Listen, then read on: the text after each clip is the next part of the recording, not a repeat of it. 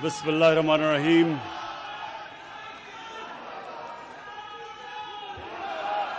इय्याक नअबुदु व इय्याक नस्तईन। शुक्रिया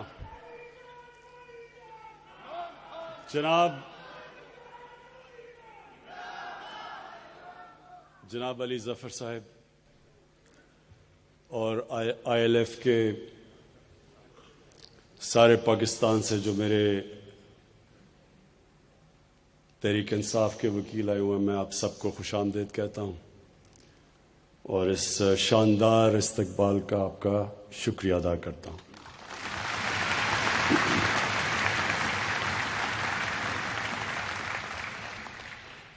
मुझे अली ज़फ़र की जो उन्होंने मुख्तसर तकरीर की, मुझे जो चीज़ पसंद आई, इन्होंने हज़रत अली रज़ी अल्लाह ताला का, इन्होंने जो उनका कॉल था कि कुफ्र का निज़ाम चल जाएगा, लेकिन एक निज़ाम जिसमें नाइंसाफ़ी और जुल्म हो वो नहीं चल सकता। ये उससे पहले जो अहमद अवैस ने बात की कि मदीना की रियासत ये क्या थी, कि मैंने जान के इलेक्शन से पहले मदीना की रियासत की बात नहीं की, क्योंकि मैं ये नहीं चाहता था कोई ये समझे कि मैं उसको इस्तेमाल कर रहा हूं वोट लेने के लिए।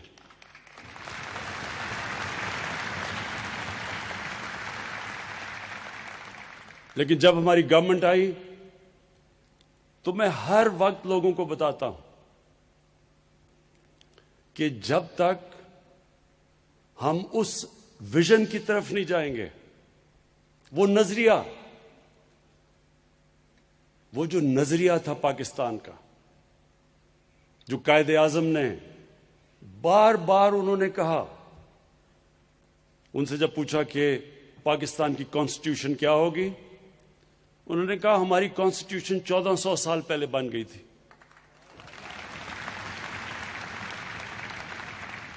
और इलामा इकबाल को जितना आप पढ़ें तो वो एक ही चीज कहते थे।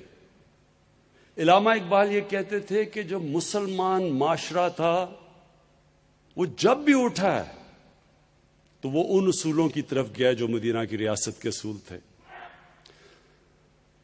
तो ILF, आप वो लोग हैं जिनके ऊपर बहुत बड़ी जिम्मेदारी है, क्योंकि जो मदीना की रियासत का जो बेसिस था वो कानून की बालादस्ती थी। यानी कोई इंसान कानून के ऊपर नहीं था। जब नबी सल्लल्लाहु अलैहि वसल्लम से पूछा किसी ने कि जी वो कुरैश की खातून है, उसने चोरी की तो उसको माफ कर दें, तो उन्होंने तब कहा कि मेरी बेटी भी अगर चोरी करे वो भी, उसको भी सजा मिलेगी। कोई कानून से ऊपर नहीं था।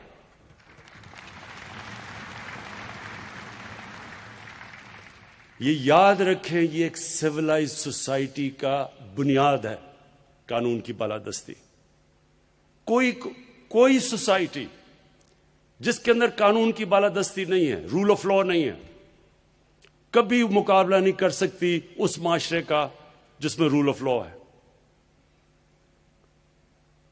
मुसलमानों से पहले रोमन्स दुनिया की सुपर पावर थे, रोमन लॉ था। बाकियों को वो बार्बेरियंस कहते थे क्योंकि उनके पास कानून नहीं था। ग्रीक्स उससे पहले थे, उनकी सिटी स्टेट्स थी, डेमोक्रेटिक थी, कानून था, वो आगे निकल गया दुनिया से। जब मुसलमानों का अरूज हुआ तो मैं इसलिए बार बार अपनी यूथ को कहता हूं, नौजवानों को कहता हूं, वो स्टडी करें, वो तारीख का हिस्सा है, वो कोई मिथोलॉजी नहीं है। एक 623 को क्या था, हिजरत हुई, उसके बाद क्या 625 को जंग बदर हुई, 636 को रोमन एम्पायर बैजेंटाइन यार्मुक की जंग के अंदर हार जाता है। جو 625 صرف 313 لڑنے والے تھے.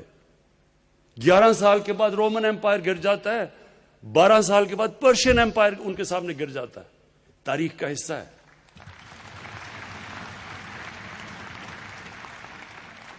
تو کیا وہ قدم اٹھائے ہمارے نبی صلی اللہ علیہ وسلم نے جس سے یہ اتنا بڑا دنیا کی تاریخ کا انقلاب آیا.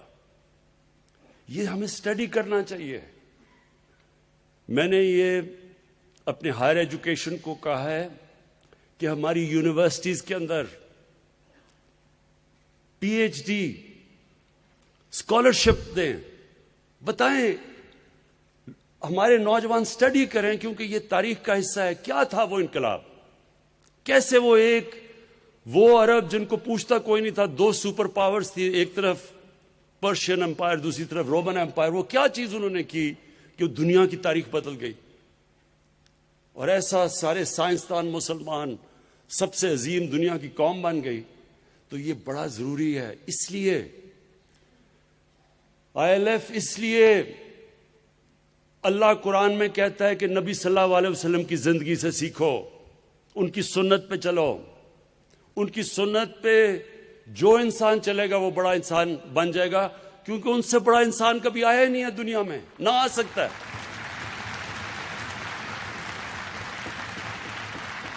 اور جو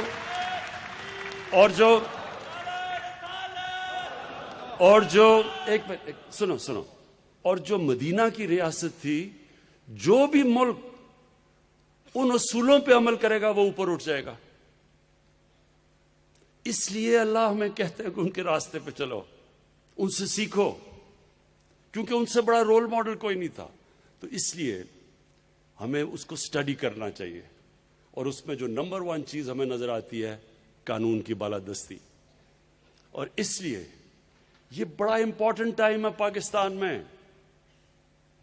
یہ آپ سب کو سمجھنا چاہیے کہ یہ ایک پاکستان میں فیصلہ کن وقت ہے. یہ جو سارے بے روزگار سیاستدان اکٹھے ہو گئے ہیں,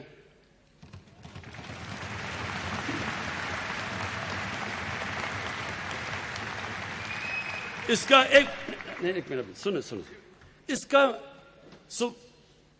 اب سب پوچھیں کہ یہ سارے اکٹھے ہوئے کیوں ہیں, اور اس کے اندر آپ کو سمجھ آ جائے گا کہ یہ کتنا فیصلہ کن وقت ہے پاکستان میں.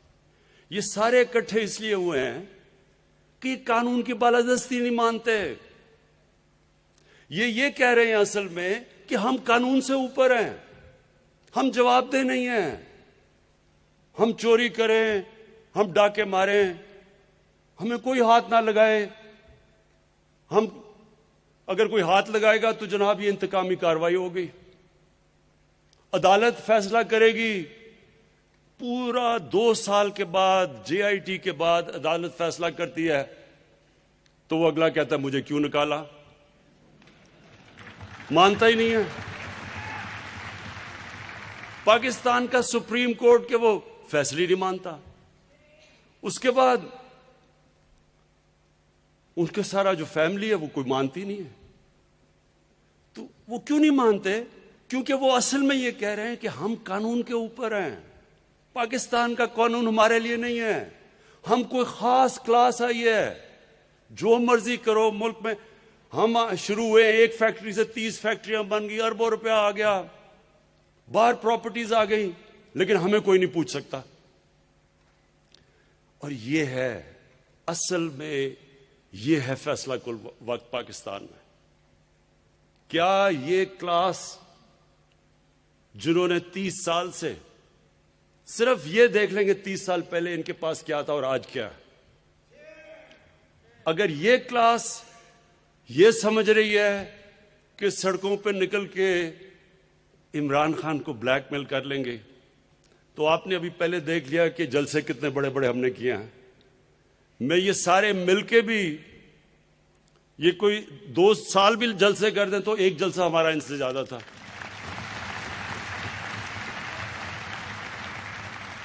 اور اس کی وجہ ہے لوگ نکلتے ہیں کسی مقصد کے لیے, کسی نظریے کے لیے نکلتے ہیں. لوگ نکلتے ہیں ظلم کا مقابلہ کرنے کے لیے. لوگ کسی کی چوری بچانے کے لیے نہیں نکلتے. خود لندن بیٹھا ہوا ہے, کارکنوں کو کہہ رہے جناب آپ جا کے آپ سڑکوں پر نکلیں اور اس کی چوری بچائیں. وہ آپ کیمے کے نان بھی کھلا دیں وہ پھر بھی نہیں نکلیں گے. زبردستی لوگوں کو پیسے.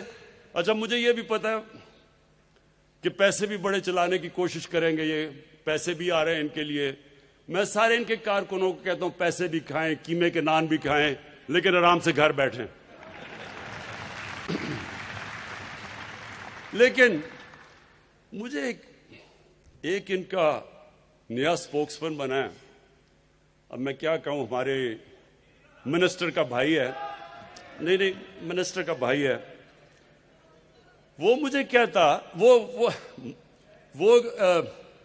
میں دیکھ رہا تھا کسی ٹی وی پروگرام میں, کہتا کہ نواز شریف کو اس نے آیت اللہ خامنئی کے ساتھ ملا دیا.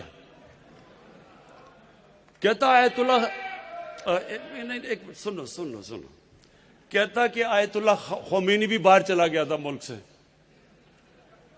اب وہ دیکھ رہا تھا, میں اس کو بھی دیکھ رہا ہوں کہ کیا یہ لوگوں کو بیوقوف سمجھتے ہیں؟ کیا یہ سمجھتے ہیں کہ لوگوں کو پاگل بنایا جا سکتا ہے کہ آیت اللہ خمینی بھی باہر گیا تھا؟ آیت اللہ خمینی کو باہر زبردستی بندوق کی نوک پہ بھیجا گیا تھا. یہاں منتیں کر کر کے بیماریاں ہو گئیں, 6 بیماریاں ہو گئیں, 12 بیماریاں ہو گئیں.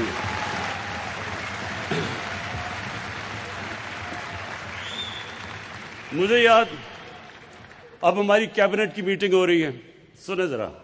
ابھی سنیں کیبنٹ کی میٹنگ ہو رہی ہے, ذرا سنیں. اب جناب کیبنٹ کی میٹنگ ہو رہی ہے, ہمیں ایک عدالت نے کہہ دیا کہ جی اگر نواز شریف کو کچھ ہو گیا تو گورنمنٹ ذمہ داری ہے. اب ہم عدالت کی بھی ریسپیکٹ کرتے ہیں. کیبنٹ کی میٹنگ ہو رہی ہے, 6 گھنٹے میٹنگ چل رہی ہے. ڈاکٹرز بیٹھے ہیں کہ جی یہ بھی بیماری ہوگی, اس کو یہ بھی بیماری ہوگی, اس کو یہ بھی بیماری. اب ہم سارے بیٹھے پریشان سن رہے ہیں کہ اتنی بیماریاں ایک آدمی کو ہو سکتی ہیں. جب وہ اس کی ساری بیماریاں بتائیں تو میں دیکھ رہا تھا وہ کیبنٹ میٹنگ میں شیرین مزاری, ہماری ہیومن رائٹس کی جو منسٹر ہیں, اس کی آنکھوں میں آنسو آ گئے.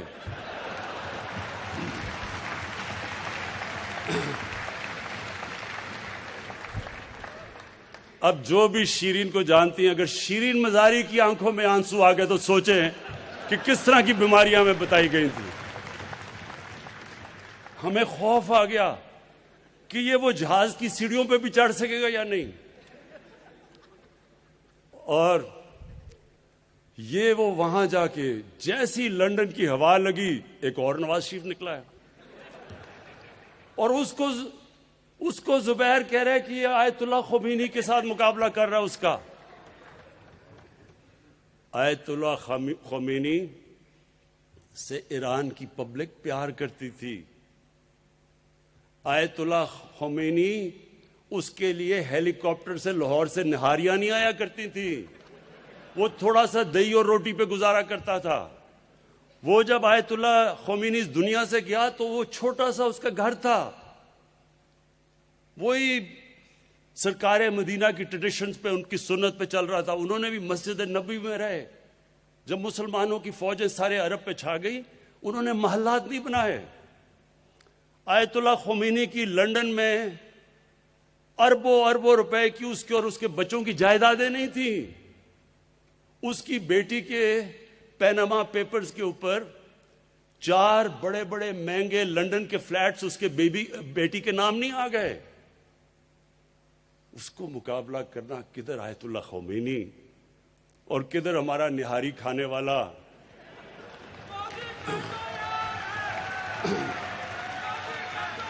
لیکن سنو لیکن پھر ذرا سن لیں.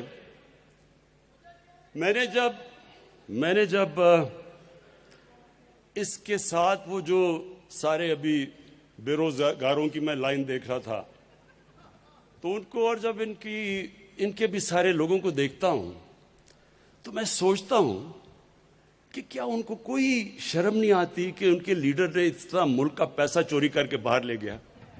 کوئی شرم نہیں آتی آپ کو کہ پہلی لوگ غربت کتنی ہے ہمارے ملک میں؟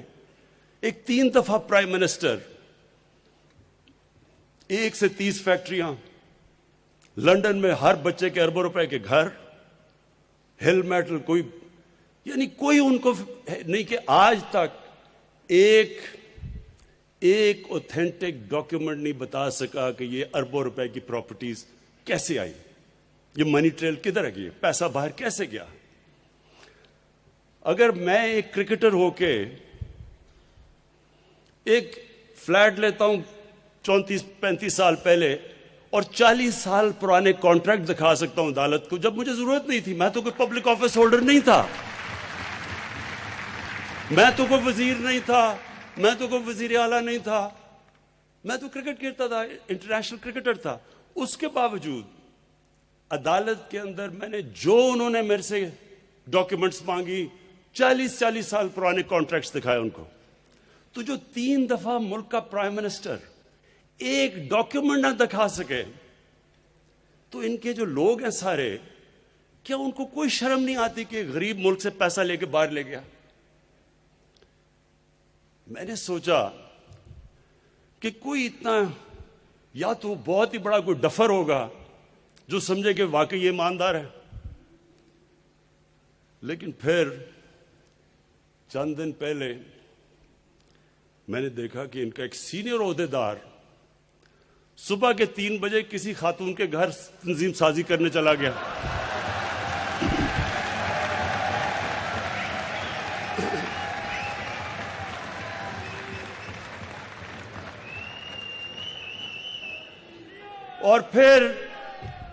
اور بڑا حیران ہوا کہ اس خاتون کے بھائیوں نے مارا کیوں اس کو؟ تو پھر میں نے سوچا کہ واقعی ان کی پارٹی میں ایسے لوگ ہیں جو واقعی سمجھیں گے کہ وہ ایمانداری سے پیسہ باہر لے کے گیا۔ دیکھیں، میرے آئی ایل ایف کے باشعور لوگ، آپ سب باشعور ہیں، آپ قانون جانتے ہیں، آپ اس ملک کی فیوچر ہیں۔ یہ ملک، یہ اللہ کی ایک نعمت ہے ہمارے لیے۔ میں آج آپ کو کہہ رہا ہوں کہ اللہ نے جو اس ملک پہ ہمیں دیا ہے، ہمیں نہیں اندازہ کہ اللہ نے کیا کیا نعمتیں بخشی ہیں، لیکن اپنے ذہن میں ڈال لیں کہ کوئی ملک ترقی نہیں کر سکتا جدھر رول آف لا نہیں ہوتا۔ جس ملک کے اور خاص طور پہ حکمران اپنے آپ کو قانون سے اوپر سمجھتے ہیں، وہ ملک کبھی آگے نہیں بڑھ سکتا۔ سوئٹزرلینڈ ہے، امیر ترین دنیا کا ملک ہے، کچھ بھی نہیں ہے اس سوئٹزرلینڈ کے پاس۔ ہمارے یہ جو ناردرن ایریاز کے جو پہاڑ ہیں، جو یہاں جس نے بھی یہ پہاڑ دیکھے ہیں، میں نے سوئٹزرلینڈ دیکھا ہے، وہ مقابلہ ہی نہیں کر سکتا جو خوبصورتی اللہ نے یہاں دی ہے۔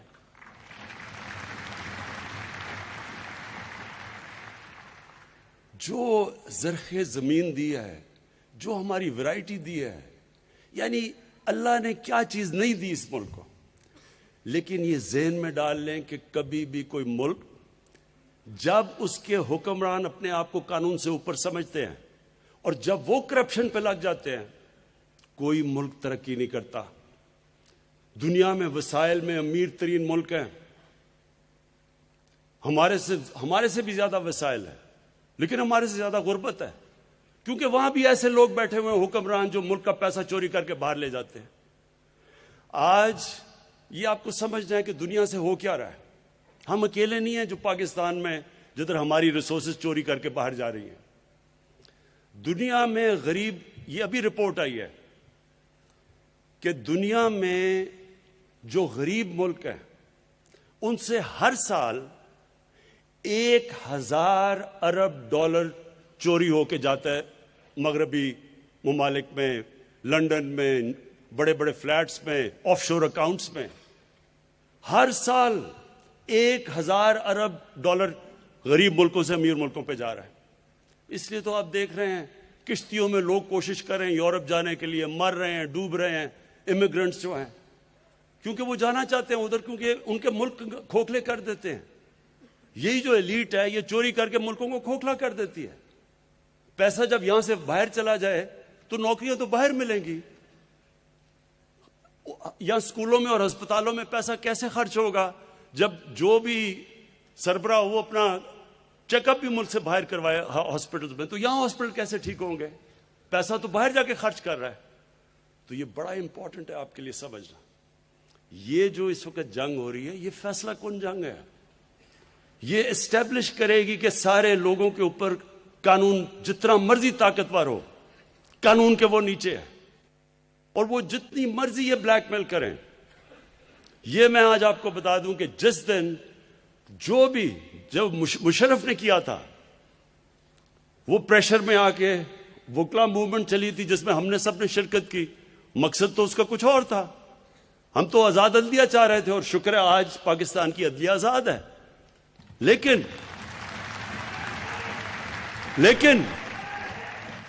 اس پریشر میں جنرل مشرف اس پریشر میں آ کے این آر او دے گیا دونوں کو, اور وہ این آر اوز نے پچھلے 10 سال میں جو اس ملک کے ساتھ کیا ہے, اس ملک کی جو انہوں نے معیشت تباہ کی ہے, جو قرضے چڑھائے ہیں, ہمیں آگے کہتے ہیں کہ جناب آپ جواب دیں. ہمارے سے پوچھتے ہیں جب ایک ملک, ایک گورنمنٹ جتنا ٹیکس اکٹھا کرتی ہے سال میں اس کا آدھا ٹیکس, اس کا جو آدھا پیسہ ہے وہ ان کے لیے ہوئے قرضوں کی قسطوں میں چلے جاتے ہیں, تو ملک آگے کیسے بڑھ سکتا ہے؟ بتائیں ہم کدھر سے پیسہ لائیں تعلیم پہ, صحت پہ, ہسپتالوں پہ, کیونکہ آدھا تو پیسہ ادھر چلے جاتا سیدھا باہر قرضوں کی قسطوں پہ. تو تب تو یہ 10 سال میں ان کو کوئی فکر نہیں ہوئی کہ جناب ملک تباہ ہو رہا ہے. مل کے دونوں حکومت کر رہے تھے, تب تو جمہوریت بھی نہیں خطرے میں تھی, معیشت بھی نہیں خطرے میں تھی جب قرضے چڑھا رہے تھے. خواتین و حضرات, انشاءاللہ آپ یہ اب دیکھیں گے کہ یہ جو پاکستان جدھر اب پہنچ گیا, انشاءاللہ آپ دیکھیں گے یہ اس کو کہتے ہیں ٹپنگ پوائنٹ. جو مشکل 2 سال تھے وہ بڑی مشکلوں سے ہم نے نکال لیے, بڑے بڑے امتحان آئے. ہمیں شروع میں تو ڈیفالٹ سے بچنا پڑا, اس کے بعد یہ جو کووڈ کا آیا, ساری دنیا میں جو کرونا کا کرائسس آیا, جس طرح پاکستان نکلا ہے, وہ جس طرح علی ظفر نے کہا ہے, WHO کہہ رہی ہے کہ پاکستان ان 4 ملکوں میں سے ہے جو سب سے بہترین طریقے سے وہ کووڈ سے نکلے ہیں.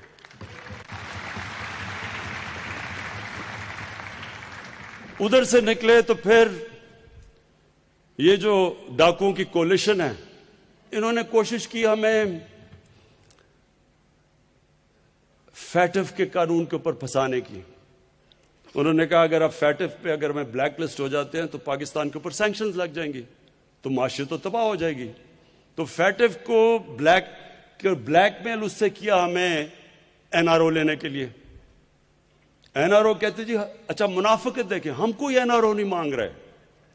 وہ جو انہوں نے ہمیں جو کہا جی ہم فیٹف میں تب آپ کے ساتھ چلیں گے اگر 34 شکیں نیب کے قانون کی 38 میں سے 34 شکوں کو چینج کرو, تب ہم فیٹف کے اوپر ووٹ دیں گے. مطلب نیب کو ختم کر دو. اس پہ کوشش کی, بلیک میل کی. جب ادھر سے نکلے تو اب یہ گھبرا گئے. گھبرائے اس لیے ہیں کہ پاکستان اس وقت اوپر جا رہا ہے. اس مہینے آپ حیران ہوں گے سب کہ ساری دنیا میں اس وقت مشکل حالات ہیں. پاکستان میں جو سیمنٹ کی سیل ہوئی ہے پچھلے مہینے, وہ پاکستان کی تاریخ میں سب سے زیادہ ہوئی ہے. جو پچھلے مہینے موٹر سائیکلوں کی جو موٹر سائیکل کی سیل ہوئی ہے پاکستان میں, وہ بھی ریکارڈ سیل ہوئی ہے ایک مہینے میں. اس کا مطلب کہ ملک آگے نکل رہا ہے. اس کا مطلب کہ ہم اب وہ برے بحران سے نکل رہے ہیں. اس لیے بھی ان کو مشکل پڑی ہوئی ہے کہ جلدی جلدی سے تبدیلی لے گورنمنٹ چینج کرو. دیکھیں, اور یہ جو ایک آخر میں 2 پوائنٹس کہنا چاہتا ہوں. انہوں نے یہ جو بات کی, جو پاکستانی فوج کے اوپر انہوں نے جو حملے کیے ہیں اور جو زبان استعمال کی ہے, میں صرف ایک چیز کہنا چاہتا ہوں کہ اگر کوئی بھی ایک منٹ سن اس وقت اگر ہندوستان کا ایجنڈا کوئی بھی لے کے پھر رہا ہے تو وہ یہ لے کے پھر رہے ہیں. پورا پاکستانی فوج کے جو یہ زبان استعمال کر رہے ہیں یہ وہی ایجنڈا ہے جو فیٹف کا ایجنڈا ہے, جو ہندوستان پوری کوشش کر رہا ہے پاکستان کو بلیک لسٹ کرنے میں. یہ وہی ایجنڈا ہے کہ اگر پاکستانی فوج کمزور ہوتی ہے تو آپ خود ہی دیکھ لیں مسلمان دنیا میں اس وقت کیا ہو رہا ہے. لیبیا سے لیں, سیریا میں چلے جائیں, عراق میں جو کیا ہوا, افغانستان میں کیا ہوا, صومالیہ میں کیا ہو رہا ہے, یمن میں کیا ہو رہا ہے, ساری مسلمان دنیا میں آگ لگی ہوئی ہے. جس طرح علی ظفر نے کہا ہمیں فخر کرنا چاہیے اپنی فوج کو کہ اتنا بڑا جو دہشت گردی کی یا جنگ چلی آج ہم محفوظ ہیں. ان کی قربانیوں کی وجہ سے ہم محفوظ ہیں. اور یہ پاکستانی فوج کے اوپر یہ جو انگلیاں اٹھا رہے ہیں, میں ان سے سوال پوچھتا ہوں کہ مجھے کیوں نہیں کوئی پرابلم, مجھے کوئی پاکستانی فوج سے کیوں پرابلم نہیں ہے, مجھے کیوں ہر جگہ پاکستان کی فوج کھڑی ہے پاکستانی گورنمنٹ کے ساتھ, ہر ایجنڈا کے ساتھ کھڑی ہے, ہمیں کیوں نہیں پرابلم. کون سا میرا منشور ہے جس کے پیچھے ہماری فوج نے مدد نہیں کی, بلکہ ادھر جدھر فوج نہیں بھی کرتی, مثلا کرونا میں انہوں نے ہماری مدد کی, فوج کا تو کام نہیں تھا. ہاں کراچی میں مدد کی, جدھر بڑا بچایا, جو نالوں کے اندر انہوں نے فوج کی وجہ سے صفائی کی, بچ گیا کراچی. ایک منٹ سن لیں, ایک منٹ سنیں پلیز سن لیں. تو میں ذرا آج کو بتانا چاہتا ہوں کہ ان کا مسئلہ کیا اور مجھے کیوں نہیں کوئی مسئلہ. یہ آپ نے سب نے سمجھنا ہے کہ یہ ایشو ہے کیا. ایشو یہ ہے کہ اگر آج عمران خان پیسہ بنانا شروع کر دے اور اگر میں یہاں سے پیسہ چوری کر کے باہر منی لانڈرنگ شروع کر دوں تو سب سے پہلے ہماری ISI کو پتہ چلے گا. کیوں پتہ چلے گا؟ کیونکہ ISI ایک دنیا کی ٹاپ ایجنسی ہے, مانتے ہیں اس کو.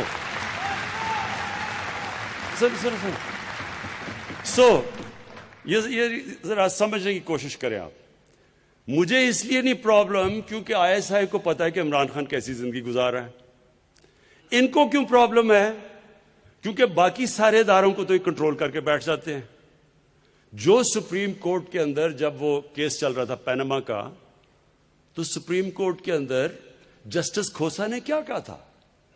انہوں نے کہا سارے پاکستان کے ادارے مفلوج کر دیے گورنمنٹ نے. کوئی بھی پاکستان کا ادارہ انڈیپینڈنٹ فنکشن نہیں کر رہا, نہ نیب کر رہی ہے, نہ SCCP کر رہی ہے, نہ FBR کر رہی ہے. کوئی بھی ادارہ یہ گورنمنٹ کو چیک نہیں کر رہا. جن کا کام چیک اور بیلنس کرنا ہے وہ سارے ادارے کنٹرول کر لیتے ہیں. ایک ادارہ رہ جاتا ہے, اب ان کو پتا ہے کہ پاکستان ISI کو ساری ان کی چوری کا پتا ہے. اب اس کو کنٹرول کرنے کی کوشش ہوتی ہے اور ادھر لڑائی ہوتی ہے. اس لیے تو نواز شریف کی ہر آرمی چیف سے لڑائی ہو جاتی ہے, کیونکہ وہ اس کو پنجاب پولیس بنانا چاہتا ہے. اور کیونکہ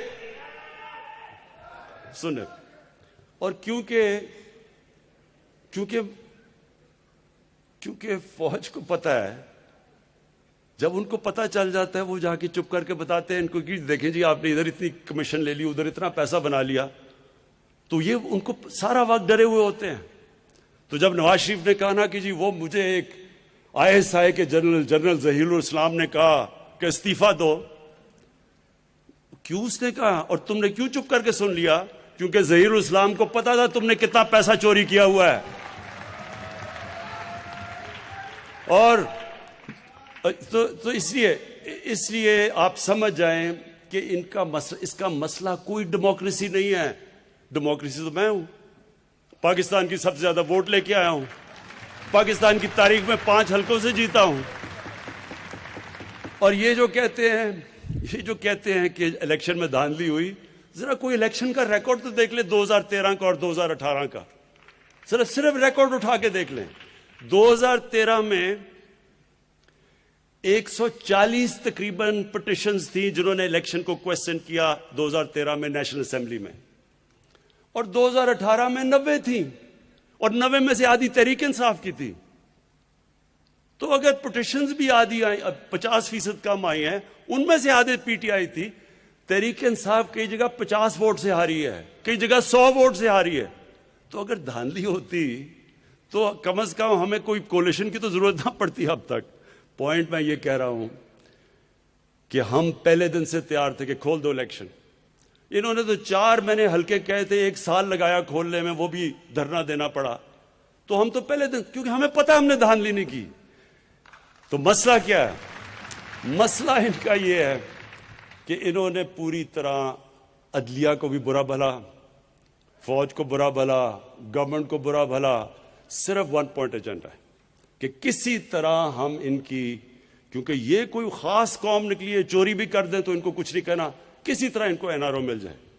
یہ آج آپ کے سامنے سب کے میں کہہ رہا ہوں، جس دن ان کو این آر او ملا، یہ اپنے ذہن میں ڈال لیں، یہ پاکستان کی تباہی ہوگی. پاکستان اس کے بعد نیچے جائے گا، پاکستان میں قانون کی بالادستی ختم ہو جائے گی. اگر ان کو این آر او دینا ہے تو بیچارے غریب لوگ جو جیلوں میں گھسے ہوئے ہیں، ان کا کیا قصور ہے؟ ان کی تو لاکھوں کی چوروں میں بیچارے وہ جیلوں میں پڑے ہوئے ہیں، اور یہ اربوں کی چوری والے کہہ رہے جی ہمیں معاف کر دو. تو آخر میں ان کو بھی پیغام دینا چاہتا ہوں کہ آپ نے جو مرضی کرنا ہے، جتنے مرضی جلسے کرنے ہیں، جدھر آپ نے قانون توڑا، میں آپ کو آج واضح کر رہا ہوں کہ میں سیدھا آپ جیل میں جائیں گے، اور وہ جیل میں نہیں، اب وی آئی پی جیل میں نہیں جائیں گے، اب جائیں گے جدھر عام بیچارہ غریب آدمی، غریب جدھر مجرم جاتا ہے.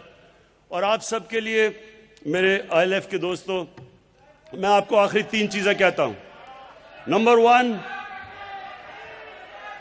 سن لیں. نمبر 1، انشاءاللہ سارے میں وکیلوں کو ہیلتھ کارڈ دلواؤں گا.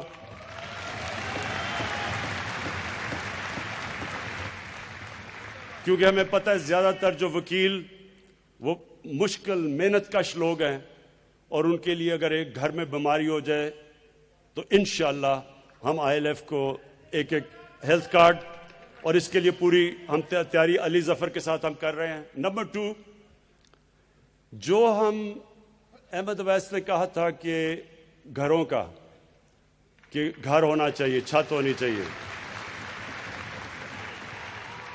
اس کے لیے نیا پاکستان جو ہم ہاؤسنگ بنا رہے ہیں، اس کا مقصد کیا ہے؟ اس کا مقصد یہ ہے کہ دیکھیں، لوگوں کے پاس کیش نہیں ہوتا گھر خریدنے کے لیے.